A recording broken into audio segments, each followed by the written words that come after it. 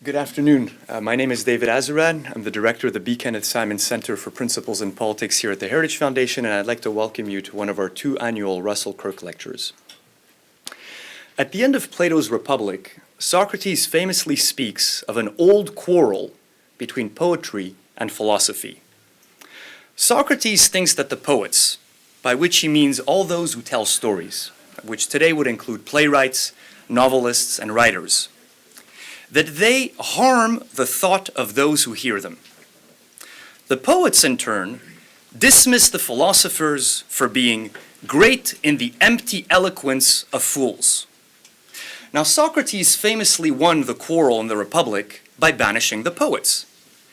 But with the advent of modernity, both philosophy and poetry were banished by a new, mightier foe, science. Today, it rules supreme over the minds and souls of men. It alone presumes to explain to us the world we live in. As such, serious people, especially serious people in Washington, D.C., take neither philosophy nor poetry seriously. But if for a moment we ignore the dizzying array of material wonders brought forth by our science, and if we instead ask ourselves, what do we really know about what it means to be human? How well do we understand our regime? Then the limitations of our scientific worldview become manifest. For what can economics really teach us about courage? What does psychology know about genuine love? What does sociology have to say about the family? Very little that matters, it seems. The deepest questions, the human questions, are either ignored by our sciences or answered in superficial ways. Philosophy and poetry, or what we today call literature, may still have something to teach us after all. Now, I don't propose to reopen the quarrel between philosophy and poetry today, much less to settle it. But I have invited Gary Saul Morson to open our eyes to what Tolstoy, Dostoevsky, Chekhov, and the other giants of Russian literature may have to teach us, not about 19th century Russia, but about the world we live in today. For the questions they grappled with, questions about the problems of nihilism and materialism, the possibility of love and modernity, still confront us. Professor Morson teaches Russian literature at Northwestern University, where he's the Lawrence B. Dumas Professor of the Arts and the Humanities. His work ranges over a variety of subjects, including Russian and European thought, literary theory, and his favorite writers, Chekhov, Gogol, and above all, Dostoevsky and Tolstoy. He's the author of several books, including one in particular that is very dear to my heart, Anna Karenina in Our Time, Seeing More Wisely, which is one of the best academic books I've ever read in my life, although I hesitate to call it an academic book because it's so well written and insightful. His introduction to Russian literature class at Northwestern regularly attracts more than 500 students, making it one of the most popular elective classes there. We've invited him to the Heritage Foundation to give a talk on what Russian literature can teach conservatives. Please join me in welcoming Gary Saul Morson.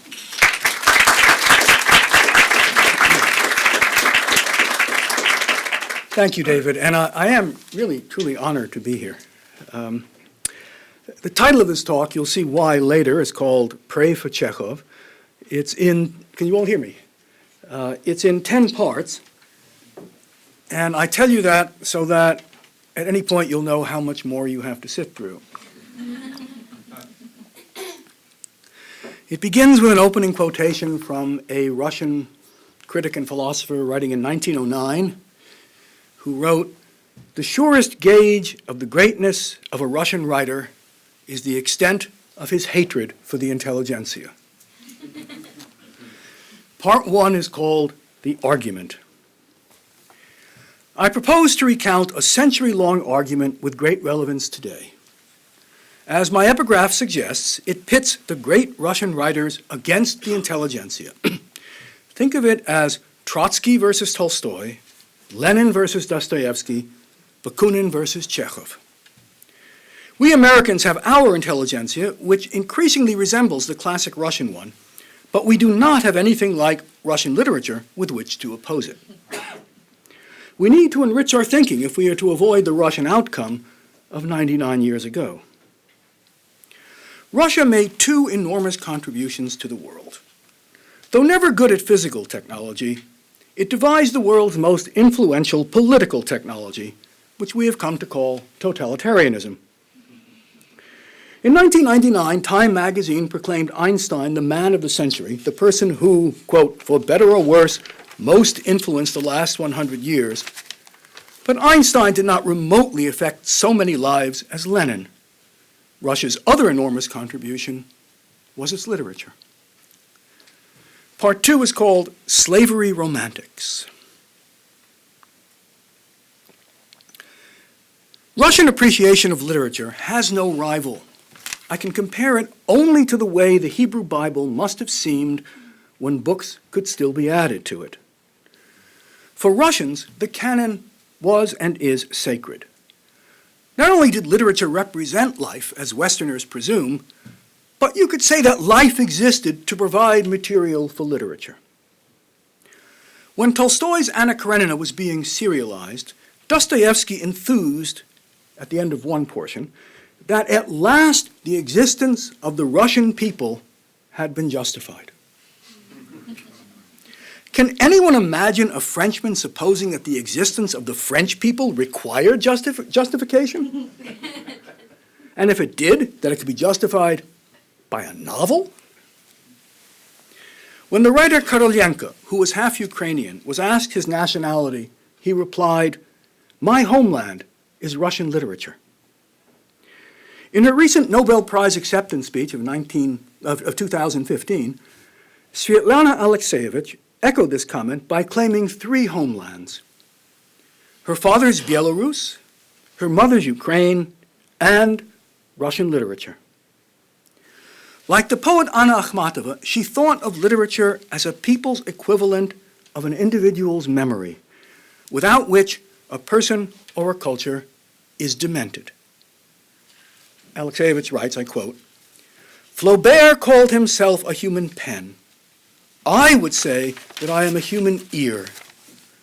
When I walk down the street and catch words, phrases, and exclamations, I always think, how many novels disappear without a trace," unquote. Like the great novelists, Alekseyevich thought of life as the secret thoughts and feelings of individual souls which live in literature. So here is where the argument is joined. Is life a matter of grand politics or individual souls? And can it be captured in a theory, or is there always what Russian philosopher Mikhail Bakhtin called a surplus, exceeding the grasp of any conceivable theory? The Intelligencia believed in theories and crises, the novelists in the complexities of ordinary, prosaic experience. So the Intelligencia was ready to sacrifice or enslave individuals who did not really matter to achieve their utopia. Alekseyevich refers to such people as, quote, slavery romantics, slaves of utopia, unquote. Alekseyevich quotes Varlam Shalamov, the Gulag's second most famous chronicler, who declared, quote, "I was a participant in a colossal battle, a battle that was lost for the genuine renewal of humanity," unquote.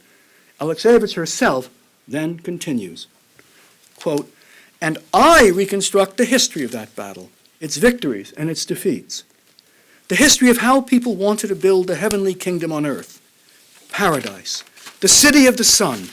In the end, all that remained was a sea of blood, millions of ruined lives.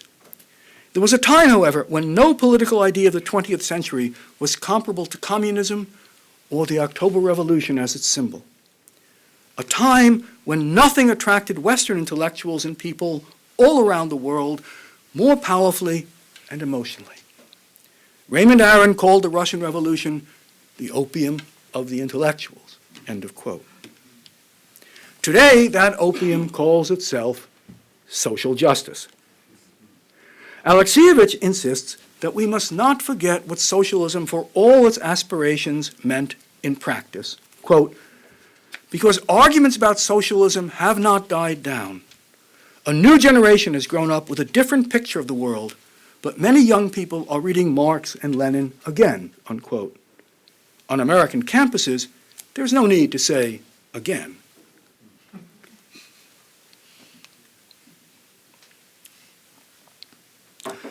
Part 3 is called Why Tolstoy Did Not Belong to the Intelligentsia. We get the word intelligentsia in English from Russian, where it was coined about 1860. In its strict sense, the Russian word meant something very different from what its English counterpart now means. It was not synonymous with intellectuals, well-educated people, or least of all, those who value independent thought. In any given society, well-educated people might or might not resemble an intelligentsia in the Russian sense. My fear is that in America, they increasingly do resemble it. To be an intelligent, that's a member of the intelligentsia, one had to satisfy 3 criteria which most educated people, including the great novelists, did not. First of all, an intelligent had to share a set of radical beliefs. There was no such thing as a conservative or moderate intelligent. Required beliefs varied from generation to generation, but in the classic period, they always included materialism, atheism, some form of socialism or anarchism, and revolutionism, by which was meant not a belief in revolution as a means, but as something valuable in itself. The terrorist Sergei Nechayev's Catechism of a Revolutionary explains that one is not a true revolutionary, quote, if one feels compassion for something in this world, unquote. Note the language here. Catechism, this world. Revolutionism was a substitute for religion, like, I suppose, environmentalism today. Dostoevsky once observed that Russians do not become atheists, they convert to atheism. The prototypical intelligent was, in fact, either the child of a priest or a former student in a Russian Orthodox seminary. And so, in the classic period, calling someone a seminarian was the equivalent of calling him a red. Ex-seminarians included the classic age's most influential figure, Nicholas Chernyshevsky, and later, Joseph Stalin. One reason no one would have considered Tolstoy an intelligent is that he believed in God. Second, an intelligent had to identify primarily as an intelligent. Leave everything, abandon father and mother, and follow us. If you thought of yourself as a nobleman, a doctor, or a family man who just happened to be well-educated, you were not an intelligent. That is another reason no one would have called Tolstoy, who used his title of Count, an intelligent. Chekhov particularly hated what he called this artificial overwrought solidarity because it entailed not thinking but repeating orthodoxies. I quote from Chekhov, "Yes, our young ladies and political beaux are pure souls, but 9/10 of their pure souls aren't worth a damn. All their inactive sanctity and purity are based on hazy and naive sympathies and antipathies to individuals and labels, not to facts. It's easy to be pure when you hate the devil you don't know and love the God you wouldn't have enough brains to doubt," unquote. Does it sound familiar? Third, an intelligent embraced a particular lifestyle. In the 1860s and 70s, this entailed a rigid code of anti-manners, prescribing behavior formerly regarded as sordid. Chernyshevsky came by his lower-class manners honestly, but they became a model. Aristocrats took lessons in anti-refinement. Women just had to smoke. When Dostoevsky was looking to get remarried, he had trouble finding a woman who was well-educated but not a radical. Once, to satisfy a deadline for producing a novel, he in desperation hired a graduate of Russia's new stenography school in order to dictate a novel as it occurred to him. At their first meeting, he offered the stenographer a cigarette, but she declined. Dostoevsky thought, if she doesn't smoke, perhaps she believes in God. In fact, she did, And that is how Dostoevsky met his second wife. Today we have our own ever-changing virtue signaling. Part 4 is called Little Napoleons. Behind these criteria lay a set of assumptions too obvious to be articulated. One had to argue for one or another theory, but not for theory, meaning theory of everything itself. Theory itself, as an explanation of everything, that was a given. One reason Marxism proved so appealing was its ambitious claim to resolve all contradictions. Think of Marx's assertion that, quote, communism is the solution of the riddle of history and knows itself to be the solution, unquote. No theory claiming much less could appeal to Russian intelligence, or if it did, it was habitually transformed into something all-explanatory, a habit of transformation that Dostoevsky called, quote, the Russian aspect of European doctrines, unquote. Here's how Dostoevsky explains that. It consists of those inferences from those doctrines which, in the form of unshakable axioms, are drawn only in Russia, whereas in Europe, the possibility of such seductions is not even suspected, unquote. Or as Dostoevsky remarked elsewhere, a Russian intelligent is someone who can read Darwin and promptly resolve to become a pickpocket. If theory rules, then theorists must rule. The intelligence shared what Thomas Sowell has called the vision of the anointed. This is the key criterion, without which a group cannot be an intelligentsia in the Russian sense.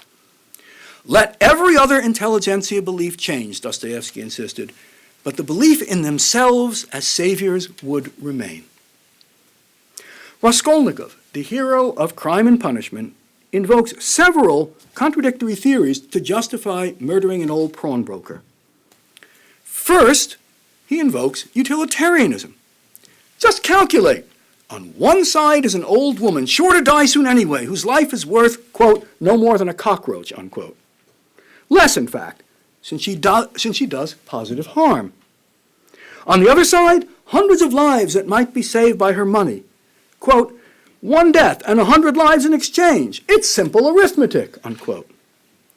Not only is it moral to kill her, it would be immoral not to.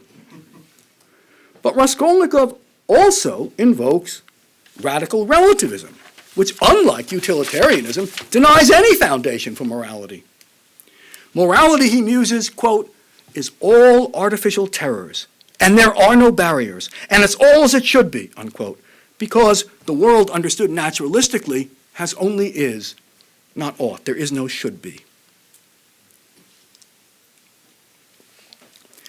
Raskolnikov voices still more justifications for murder, but the one underlying them all is his Napoleonic theory. The world is divided into two sorts of people, the many ordinary and the few extraordinary. Ordinary people are conservative. They uphold tradition and the ancient law. They are people of the present, quote, mere material that serves only to reproduce its kind, unquote. Extraordinary people, like Lycurgus, Solon, and Napoleon, are men of the future who bring a new word. They are necessarily criminals because the mere fact that they create a new law makes them violators of the old.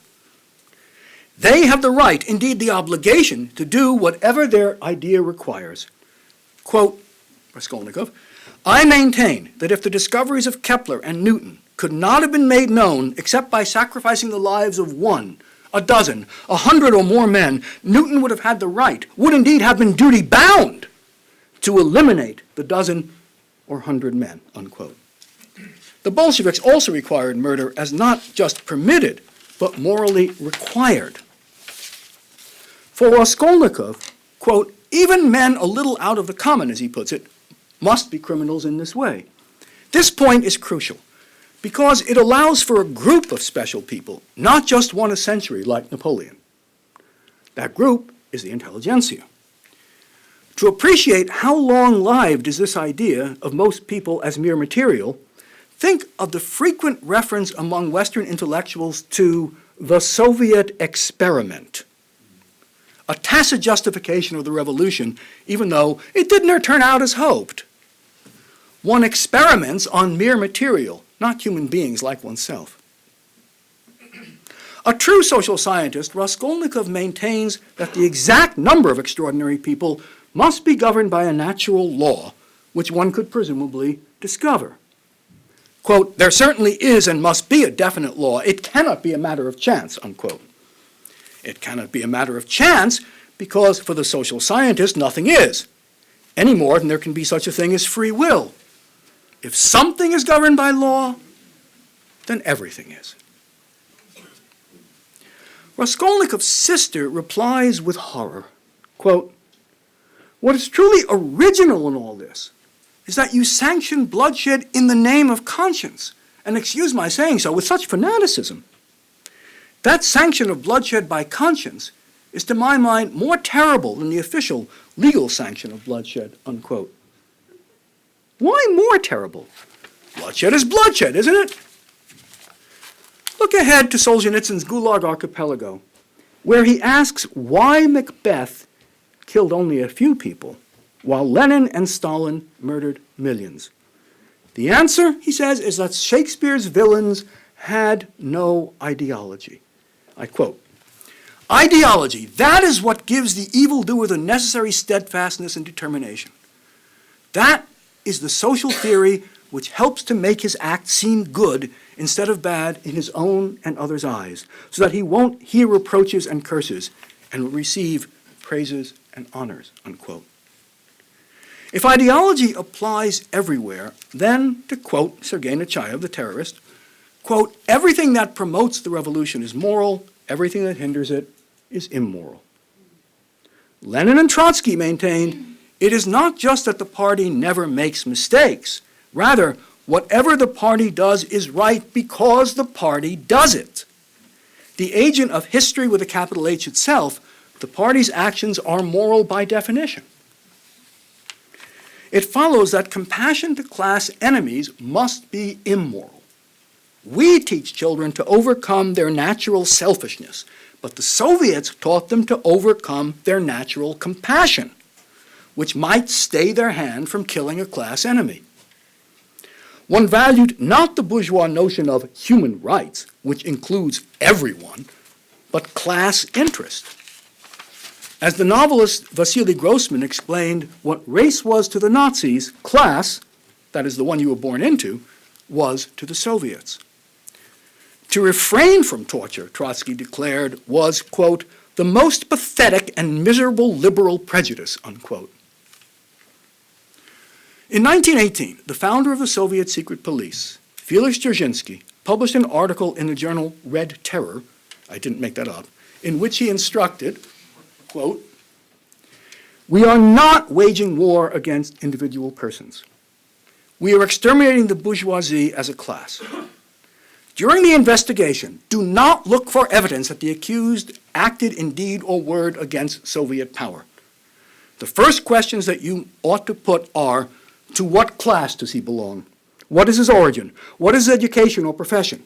And it is these questions that ought to determine the fate of the accused, unquote. Like morality, truth is by definition what the party says it is. Georgy Pyatikov, who was twice expelled from the party and eventually shot, wrote that a true Bolshevik is, quote, ready to believe, not just to assert, that black is white and white is black if the party required it, unquote. In 1984, you'll recall, O'Brien proclaims this very doctrine. 2 + 2 is really 5 if the party says it is, which he calls collective solipsism. There are no limits. This is what the rule of theorists ultimately means. So let me lay my cards on the table.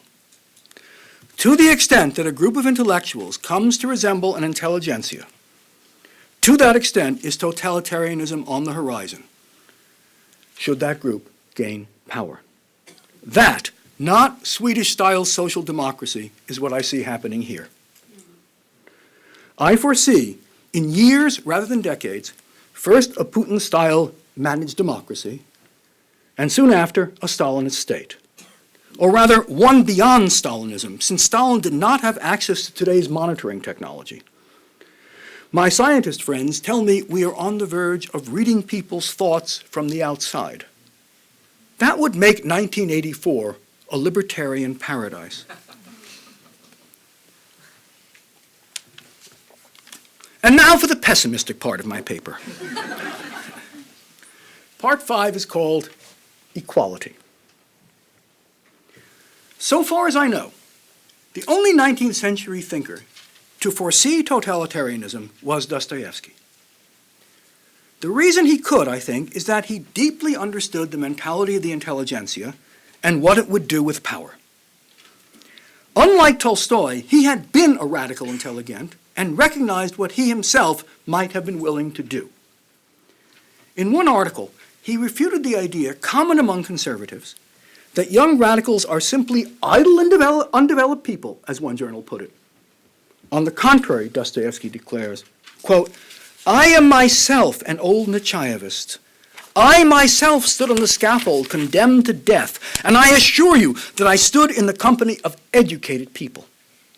And therein, he says, lies the real horror, that in Russia one can commit the foulest and most villainous act without being in the least a villain. The possibility of considering oneself, and sometimes even being, in fact, an honorable person while committing obvious and undeniable villainy, that is our whole affliction, unquote. And I might add, it's ours today. The villain in Dostoevsky's novel, The Possessed, Pyotr Stepanovich, who was modeled loosely on the terrorist Nechayev, outlines his plans, which come amazingly close to what actually happened either in Russia, China, or Cambodia. He endorses the theory of one Shigalyov, who famously declares, maybe the most famous line from the novel, quote, I am perplexed by my own data, and my conclusion is a direct contradiction of the original idea with which I start. Starting from unlimited freedom, I arrive at absolute despotism.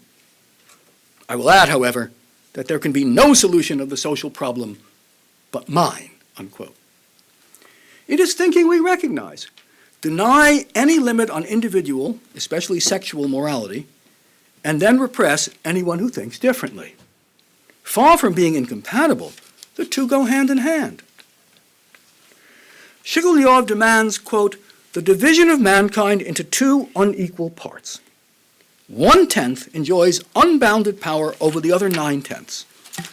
The others have to give up all individuality and become, so to speak, a herd, and through boundless submission will, by a series of regenerations, attain primeval innocence. They'll have to work, however, unquote. Another revolutionary objects that it would be better to take the 9/10 and, quote, blow them up into the air instead of putting them into paradise. I'd only leave a handful of educated people who would live happily ever after on scientific principles, unquote. At last, Pyotr Stepanovich endorses a proposal to cut off, quote, 100 million heads. At the time, that sounded like sheer absurdity. But if you know Stepan Courtois' anthology of experts, The Black Book of Communism, that estimates, rather conservatively, that very total for communist killings worldwide. Is it any wonder Russian writers are considered prophets? Pyotr Stepanovich promises, quote, a system of spying. Every member of society spies on every other, and it's his duty to inform against them, unquote. Just as Stalin was to require. The boy Pavel Morozov was made a national Soviet hero for turning in his parents. We already have campuses where students are encouraged, sometimes required, if they have an honor code, to turn each other in if they hear expressions of bias. Pyotr Stepanovich's new society's key principle is to be absolute equality, which requires a complete suppression of individuality or great talent. Quote, Cicero will have his tongue cut out. Copernicus will have his eyes put out. Shakespeare will be stoned, unquote. Did Pol Pot know this novel? Even before achieving power, the intelligentsia offended great writers because it restricted art to political propaganda, assuming art should exist at all. Quote, "Boots are more important than Shakespeare" became a slogan. Art was suspect because it claimed to reveal the human soul, but the very idea of the soul was retrograde. Everyone knew the materialist saying that the brain secretes thought the way the liver secretes bile. In the early 1860s, the physiologist Ivan Sechenov, that was Pavlov's mentor, by the way, published his influential book, Reflexes of the Brain, which outlines a neurological explanation of consciousness. Dmitry Karamazov paraphrases the theory. What people used to call the soul is really so many neurons with their tails quivering. With the smallest change in wording, that theory is, of course, prevalent today. But I'm sorry to lose God, Dmitry concludes. Part 6 is called The Pursuit of Happiness. The Russian novel is known, above all, for psychology. What is less often appreciated is that in showing the complexity of the psyche, the novelists were making a polemical point. The intelligentsia denied that people were complex at all. Human complexity was an idea hindering radical action. Like Jeremy Bentham and mainstream economists today, Chernyshevsky insisted in his novel What Is to Be Done, a book that became the intelligentsia's Bible, that everyone always does and should act according to their greatest advantage. Dostoevsky's Notes from Underground parodies Chernyshevsky's book by re-narrating its incidents as they might actually happen to people with real psychology. The Underground Man appeals to empiricism, which presumably a scientist should respect. No one actually observing human behavior could presume it is simple or rational. What is more, people, unlike molecules, can know the laws that supposedly govern their behavior and act athwart them, a possibility that forever rules out a Newtonian account of human beings.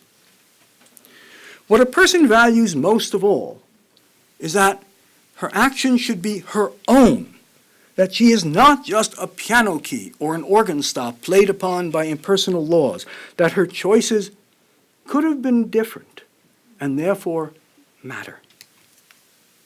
Rather than give up that sense of self, the Underground Man insists, people will act spitefully, meaning against their self-interest, just to prove that they are not piano keys or organ stops. If a rationalist utopia could ever be achieved, if everything were provided for one without effort, and if the laws of nature and society could show the future in advance, then life would become pointless.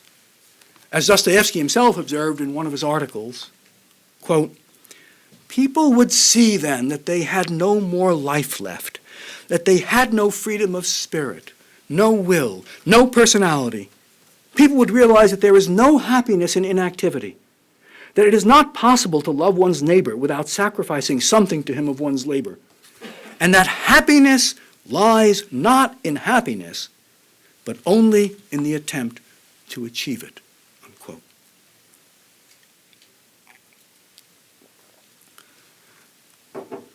Part 7 is called The Surplus of Humanness. All the great realists, not just Russians, were master psychologists. From Jane Austen to Henry James, the genre of the realist novel depicts people as individuals who cannot be reduced to abstract categories.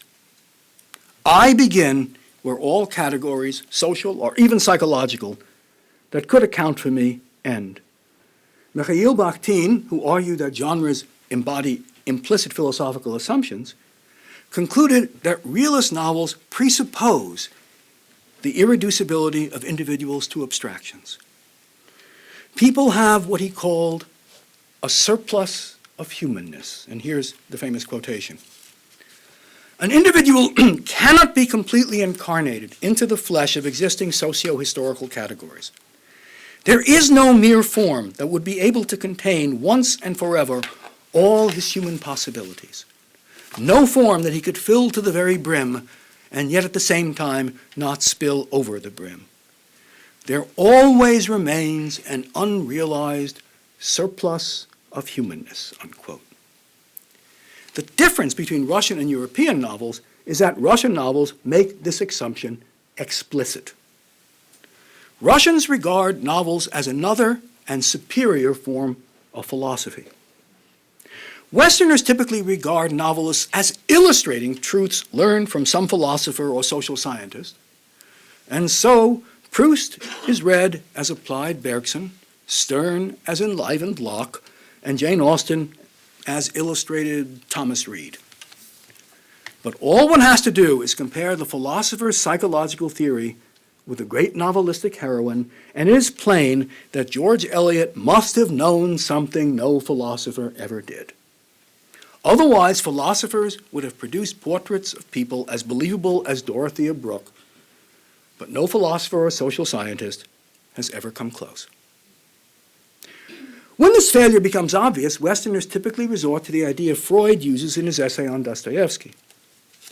With condescending indulgence to a brilliant if sloppy mind, he presented the author of Karamazov as grasping merely intuitively deep truths that only superior thinkers like Freud himself could articulate explicitly. But this is even more absurd. Dostoevsky's characters, not just the bookish underground man, but even the brawling Dmitri Karamazov, deliver long speeches about the mind, so that one could more readily fault Dostoevsky for too much explicit articulation. Russians view their novelists not as illustrators, but as discoverers, with the philosophers lagging after to provide what Bakhtin called a partial but always inadequate transcription of novelistic wisdom. For Bakhtin, that is the proper role of the critic, which is one reason so many philosophers, including Bakhtin himself, presented their ideas as explications of great writers. Bakhtin understood that the ideas he transcribed from Dostoevsky continued his argument with intelligentsia ideologues, now, in Bakhtin's time, represented by the Bolshevik regime. Part 8 is called Jones. So here is one lesson of Russian literature. There can never be a social science, if by that term we mean a discipline modeled on the hard sciences. The Russian writers were reviving a tradition in eclipse since the 17th century, when the idea took hold that any respectable discipline must resemble Euclidean geometry or after Newton, physics.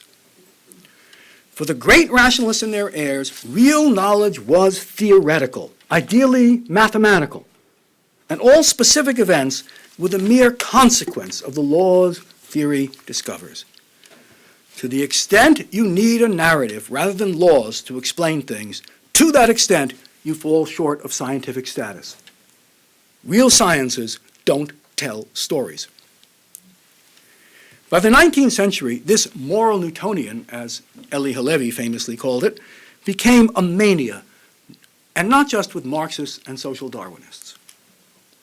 Before Auguste Comte coined the term sociology, he planned to call his new discipline social physics. And Leon Walras, a founder of modern economics, based his idea of equilibrium on the stability of the solar system. He even sought the endorsement of the day's greatest mathematician, Henri Poincaré. Even Freud found himself adopting hydraulic metaphors of the mind and claiming not just that some acts of forgetting are intentional, but that all are, since what sort of natural law admits of exceptions? But there is another tradition of thought, extending from Aristotle to Montaigne and Tolstoy, which holds that reality demands two types of reasoning. In addition to theoretical reasoning, Aristotle's episteme, we need practical reasoning, what he called phronesis. Like geometry, theory offers truths that are universal, precise, without exception, and timeless. One reasons from the theory down to the specific examples it subsumes. For the alternative tradition, some questions demand reasoning up from particular cases. Aristotle cites clinical disciplines like medicine. One does not want a physician whose only interest in one's illness is its potential contributions to science. No good doctor is ever just an applied biologist. He uses everything he knows, theory and untheorized experience, to devise a treatment for this patient and at this moment. Timeliness matters, except, of course, in the Department of Veterans Affairs, as it doesn't in geometry. The same holds true for ethical issues. If one reasons down from general rules, one will often wind up with monstrous answers, Aristotle notes, because rules are formulated with a paradigm case in mind, but real situations may differ in significant ways that cannot be foreseen. Then one must use judgment, which by definition cannot be formalized.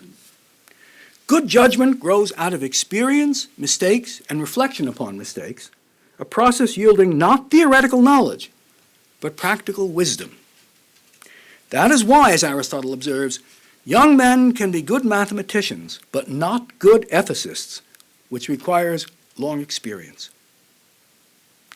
Practical wisdom yields answers that are, to use Aristotle's favorite phrase, true on the whole and for the most part.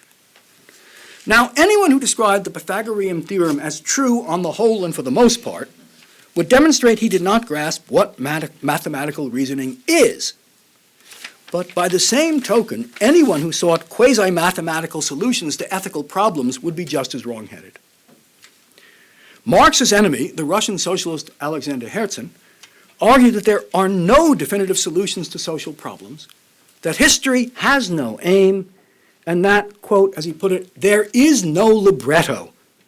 In history, all is improvisation, all is extempore, unquote.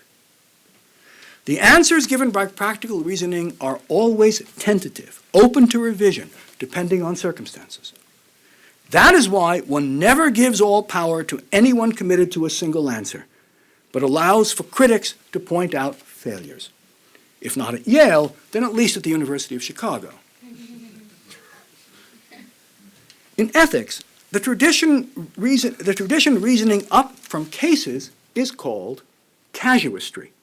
And the fact that the term is now pejorative suggests how thoroughly the theoretical view triumphed. Casuists use rules in the sense of rules of thumb, which serve as mere reminders of particular sorts of cases, the beginning but not the end of an argument. When the theoretical tradition triumphed, casuistry was banished from philosophy, but it found a home in the novel. Daniel Defoe began his career writing casuistical advice columns, Dear Abby sort of things. And the cases he invented gradually grew in length to become novels like Moll Flanders. As a genre, the realist novel is casuistical. It teaches how to derive wisdom from careful consideration of particular, richly described cases. Philosophers still present ethical problems by briefly sketching a dilemma that occurs to Jones, who is given no biography, lives in no society, and chooses at no particular time. Contrast that with the dilemmas facing Anna Karenina or Dorothea Brooke. Take this as a novelistic dictum. No one is ever Jones, not even Jones. Again, the difference between the Russians and other realist novelists is that the Russians, especially Tolstoy, make the genre's casuistical assumptions explicit. At the end of Anna Karenina, Levin learns to make wise ethical choices not by applying rules, but by acquiring wisdom from particular cases sensitively observed. Bakhtin's early treatises on ethics also explore the ethical limitations of what he called theoretism.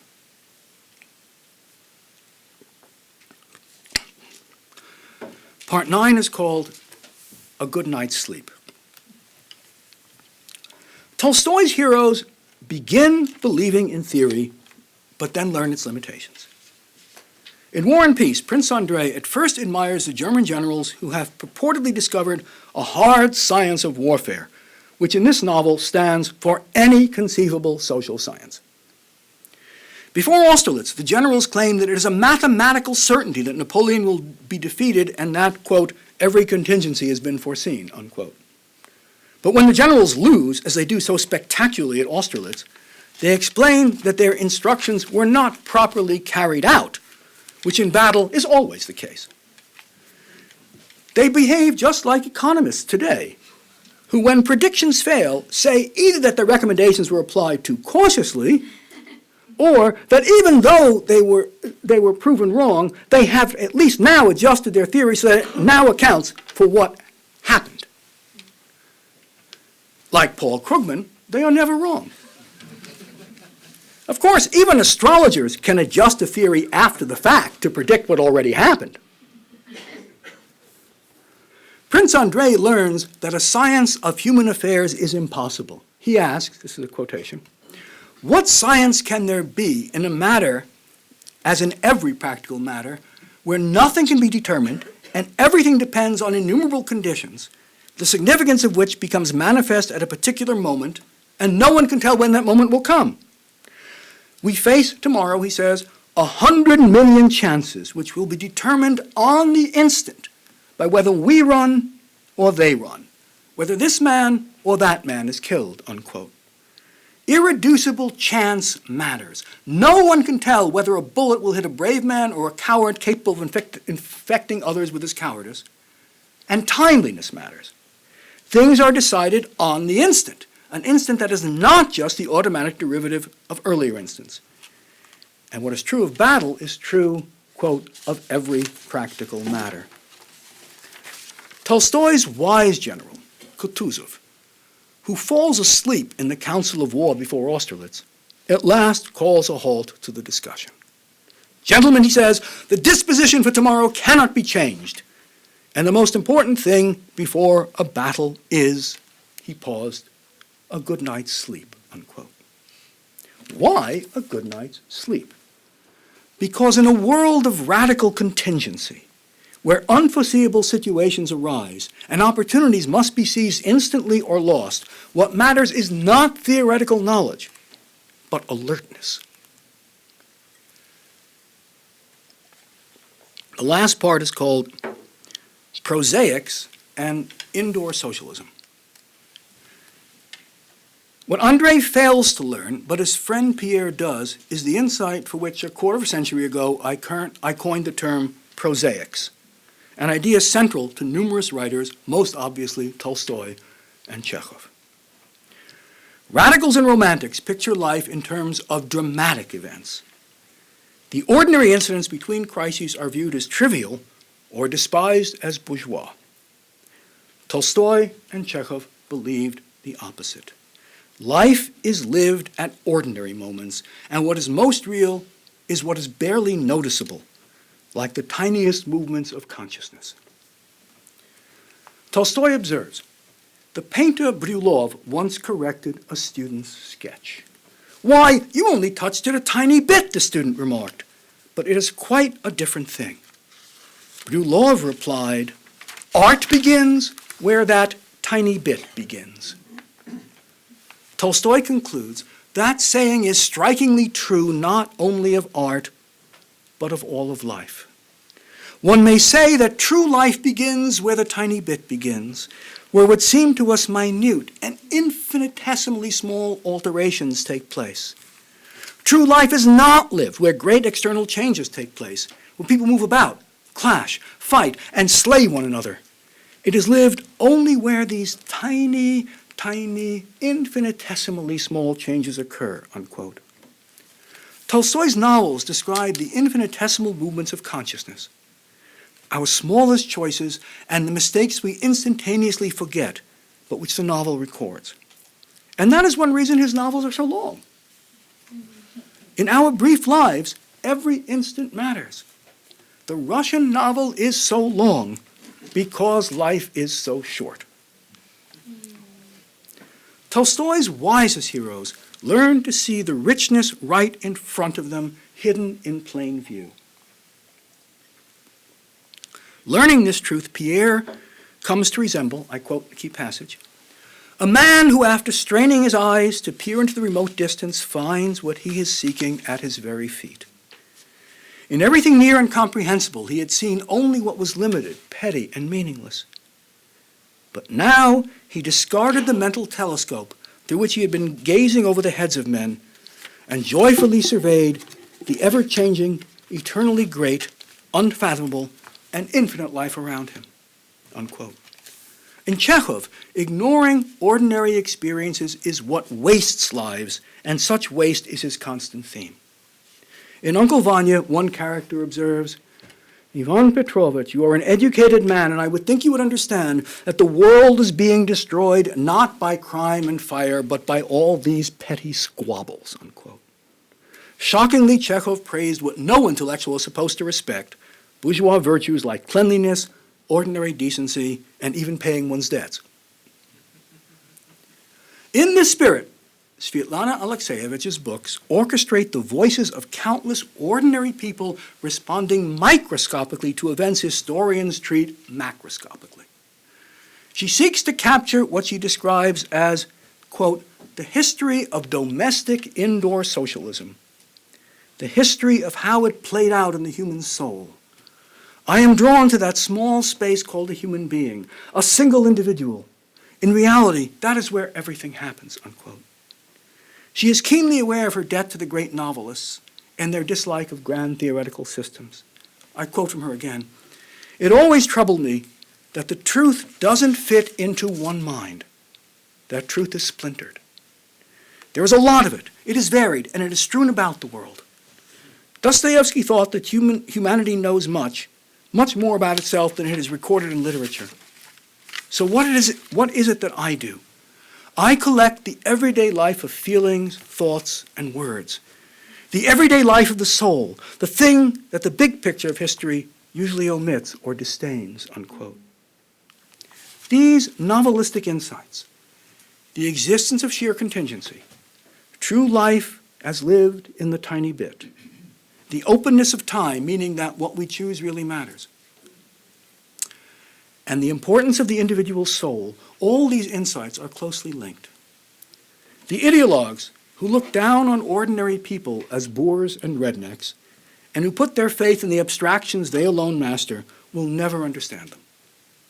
They see the world, if viewed through the right lens, as ultimately simple, unlike Pierre, who comes to appreciate, quote, the endless variety of men's minds, which prevents a truth from ever appearing exactly the same to any two persons, unquote. By the novel's end, quote, the legitimate individuality of each person's views now became the basis of the sympathy Pierre felt for other people and the interest he took in them, unquote. My conclusion is brief. We face a choice between the dangerous theory-based uniformity of the Intelligencia and the wise perspective on life espoused by Russian literature. Pray for Chekhov. Thank you.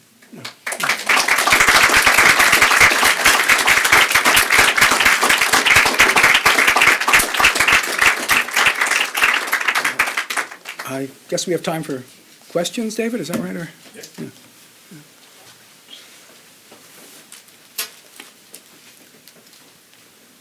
Yeah. No.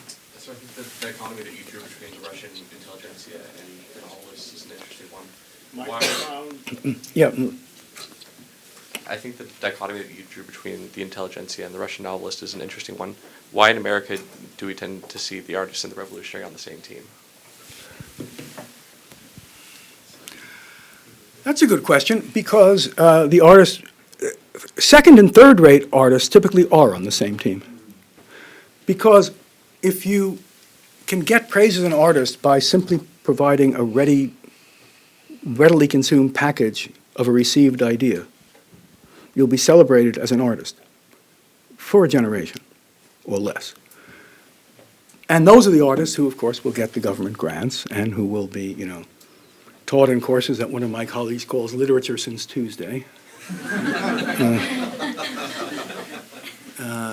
But surely you would have to, you're not going to put Nathaniel Hawthorne or Herman Melville into that category, are you? I mean, or God knows Henry James is not going to fit that, right? And those, of course, are the artists, which are easiest to teach in, the literature writers, let's say, who are easiest to teach in high school, right? Because they have a very simple message, which is easy to get across and easy to master. And in fact, it raises the obvious question of why should the students read it at all? Why not just memorize the message? For which the students understand, and that's why I think literature classes now turn people off literature. They don't give any reason to read it. I mean, if the book is only a message and you can memorize the message without reading the book, why bother? People talk about the decline of the humanities, but I think, the way literature is taught makes student lack of interest in the humanities a rational conclusion. I don't know if that answers your question, but... Yes. Yeah, in the back there.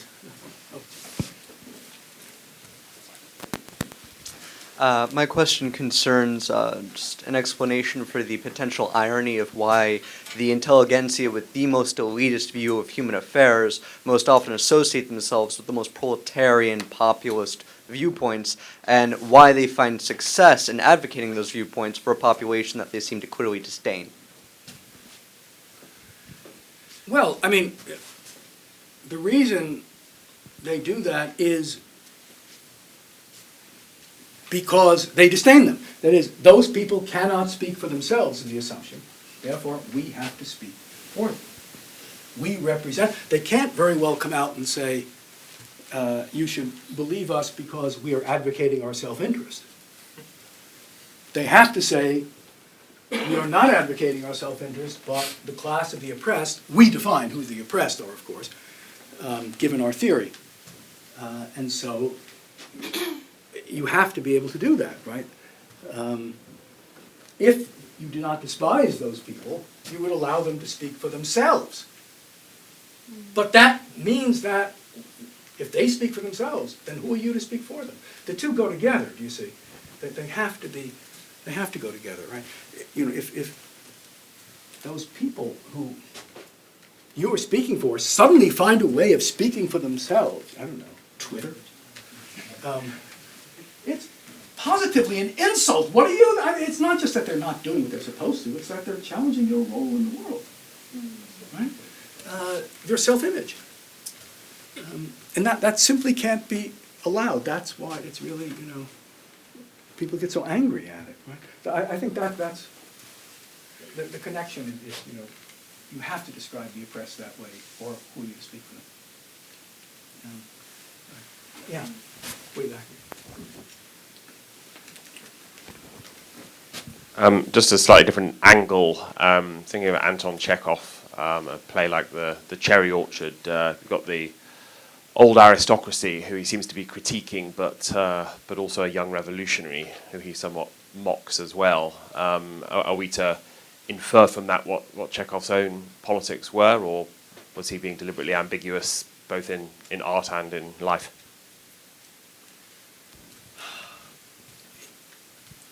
I think a mistake would be to assume that what Chekhov is writing about is politics. He's writing about basic questions of human values, in that play, about love, about the experience of time, and the people who he's going to come out the worst in those plays are the people who see the world either simplistically, like the revolutionary, but not because they're revolutionary, because they see the world simplistically. Or, and this is his most common technique, people who view the world melodramatically. I mean, the key thing about all Chekhov's plays is that they are plays of inaction, right? Which was a revolutionary thing to do. I mean, one of the critics remarked that the only thing that happens in The Three Sisters is that three sisters do not go to Moscow. And that really is right, because in most dramas, people who see the world melodramatically are in tune with the universe that the play represents. But in Chekhov, they're ridiculous. If you make grand speeches like Uncle Vanya, right? If you are one of those characters who says, goes around like Salyony and The Three Sisters, who says, people say I even look like Lermontov. you're absurd. It's the people who are in the background, who do their work, like Sonia in Uncle Vanya,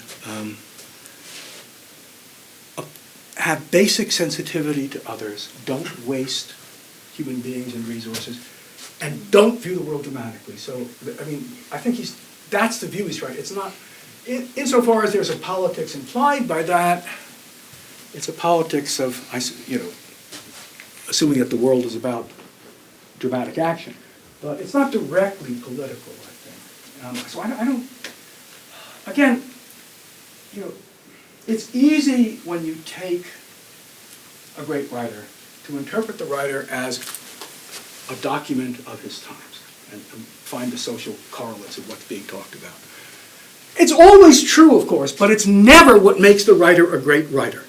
Everybody is equally a document of their times. I mean, Dickens, shows the conditions of the working class in England of his time, and of course he does, but a factory surveyor's reports would probably do an even better job. What makes something great literature is what you don't need to know the historical context for. That's what makes it readable for people who don't give a damn about Russian culture in 1900. Right? And when another way you kill literature is to take it as, well, this shows us the document of its time. Yeah, so does everything. Who needs it? Right? So I don't care about Russia in 1900. Why should I read it? It's a perfectly rational answer to make to that description. But that it shows you something about how human beings experience time, death, change, love. This is not something limited to 1900, and that's what makes it worth reading, ultimately, right? Unless you already believe, like me, you're interested in 19th century Russia. Yeah. I'm struck by how the literary canon of high school students has changed in my lifetime. When I was a teenager, Catcher in the Rye was banned in many places, and I would never have let my parents know I was reading it. Now it was a required reading in my daughter's high school class at a Catholic school, and so this incredible sort of topsy-turvy turnaround of the canon. What's behind it? Are there certain ideas that are being put forward with this change, or is it just sort of accidental that one group books out and another's in? No, I don't think it's accidental. Once you don't have the notion of great literature, and it's been the orthodoxy now for, I'm going to take a rough stab, I could probably calculate it, 40 years, that there is no such thing as great literature. That's a reactionary notion. The only thing is there are works called great literature by hegemonic forces of oppression who want you to make you think. That is, if you said anything else in an English department, you would be shocked. People would be shocked right now. If you really believe that, of course the canon is going to change, right? I mean, you teach books then that bring your message across best, that are easy to teach. Any other note, but not because you think there are great books. By the way, this has never taken place in Russia, by the way, where, everybody still knows Pushkin and Gogol and Tolstoy. It just, even under the Bolsheviks, that did not change. Right? You interpreted them in a different way. But my God, the canon was the canon. And, I remember a scholar brought up in the Soviet Union who happened to look at the required reading for our English PhD list at Northwestern at one point, remarking that such a thing would never have happened even in the worst days of Stalinism. You would never have gotten, for example, Melville off the list, as this list did. Right? Emily Dickinson would never have been off the list in place of, let's say, Toni Morrison, Dreiser, Uncle Tom's Cabin, and so on. Right? But it follows from the notion that there is no such thing as great literature. And again, if you tell students there's no such thing as great literature, why should they want to read it?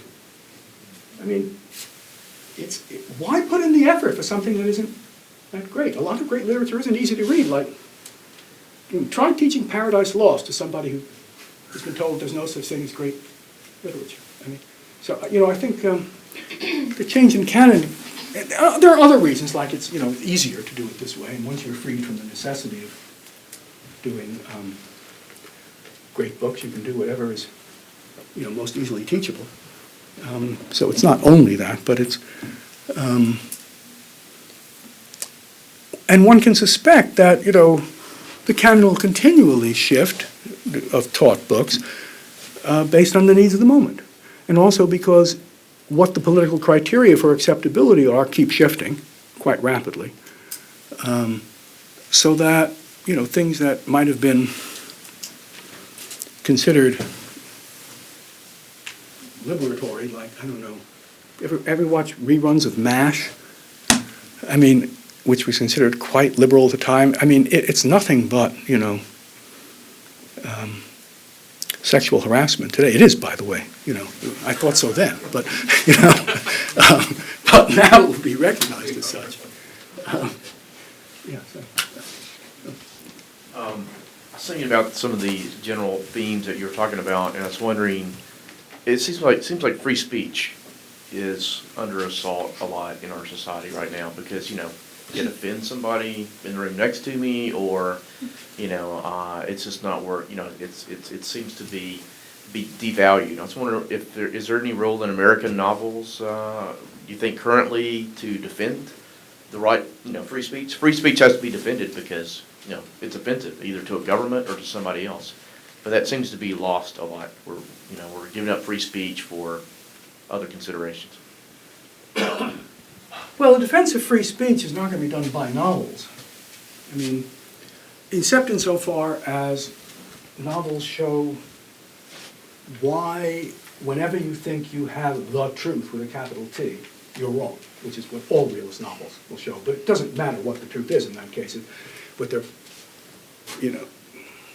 even Henry James's political novels, if you Joseph Conrad's, anyone who thinks they know, what the score is, and everybody else is just dumb, is going to discover that the world is more complex than that. If that's the case, then you always want to hear other points of view.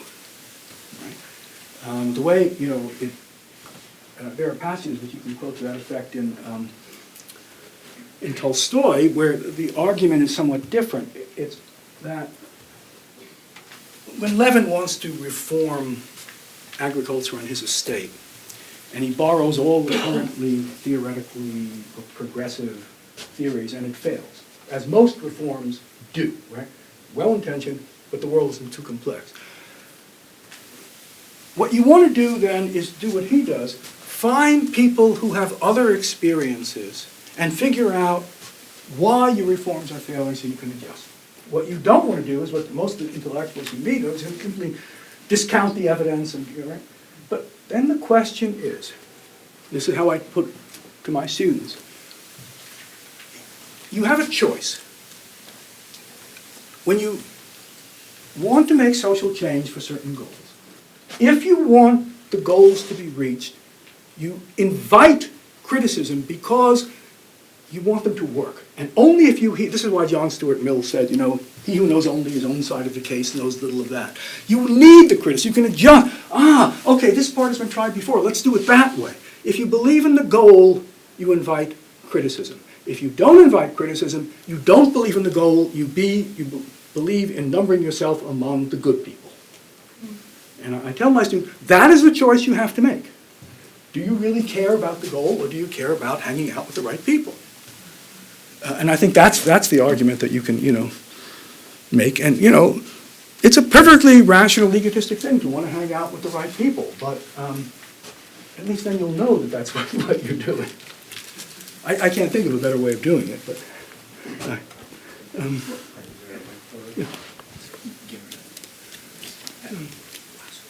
Okay. This is going to be the last question, I gather. So. Well, I'm certainly hearing the other side of the case today. But I have two questions for you, and I hope they're related. One is, I think I heard you say, refer early on to social justice, and I got the impression you're not a big fan of it. Could you just define what social justice, that term, is to you? And the second question is, and I think it's related, is what are some of the characteristics of your society that you would like to see? What's just and happy and fair? What is a good society for you? Well, I'll answer the first question, but not the second question, because the second question presupposes that I think my views about what society should be are particularly good or enlightened or well-informed, and I don't. That's not what an expert, I don't know that sort of thing. That's why I won't directly write about whether we should keep Obamacare or if not, how we should. I don't know that. I know that how you need to think about it, how to entertain other views, how to think about the effect of theory on particular people, what questions you need to ask. I don't know the answer because I don't, so I really can't answer that one. By social justice, of course, everyone believes in social justice. There are no, outside of Spider-Man comics, nobody goes home and says, "Oh, are we going to commit evil? Isn't it wonderful?" Everybody believes in social justice. The question is what you call social. And what I was talking about is what is often called social justice, which is, the typical things that happen, on campus today, right? Which excludes diversity of points of view, right? Excludes legal protections, in hearings, that kind of thing. Which, I put in quotation marks because I don't know exactly what social justice is, but I know that it isn't that.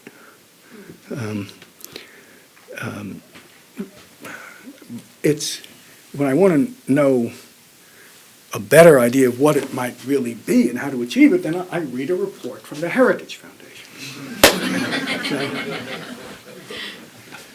Well, thank you. thank you very much, Gary. Hey, thank you so much.